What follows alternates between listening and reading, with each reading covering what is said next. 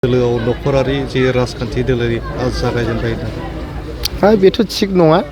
बे थिग नङा। जोंनि बर'फ्रा 5,000निबो बांसिन सुबुं मुंख्लं जानायनि उनाव हाजार मानसिया जेल जानायनि उनाव जों बयबो गावनि फरायनाय नागारनानै मावनाय दांनाय नागारनानै आन्दलन खालामनानै BSc सोरजिदों, BTC सोरजिदों, BTR सोरजिदों।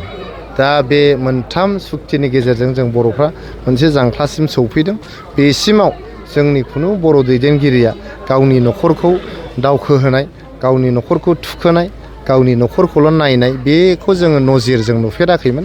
एबार जों नुबाय गावनि न'खरनिनो बिबनां, गावनिनो अनजालि बिसि आरो जों खोनादों आरो गावनिनो न'खरनि सोरखौबा आरो देनां माबा मोनसे खालामहैनो नागिरदों होननानै। दा बे जिनिसा न'खर बादा परियाल केन्द्रिक राजनितिया मोजां नङा आरो बर' हारिया बेफोर जिनिसखौ रेजेक्ट खालामनाया मोजां। सोरबा सासेखौ हिंसा होननानै बुंनाय बाथ्रा नङा बियो। बिथांनि राजखान्थि इयुना गोजों जाथों, मोजां जाथों जों बेखौ हास्थायो। खिन्थु बिनि ओंथिया बे नङा जे आंनि न'खरखौसो आं दावखोहोनाय राजखान्थियाव, बे जिनिस नङा। जोंबायदि गरिब न'खरनि, जोंबायदि हालुवा न'खरनि लाइमोनफ्राबो सुजुग मोननांगौ। खनसेबाबो जोङो रायजोखौ प्रतिनिधित्व खालामनानै रायजोखौ सेबा खालामनो सुजुग मोननांगौ।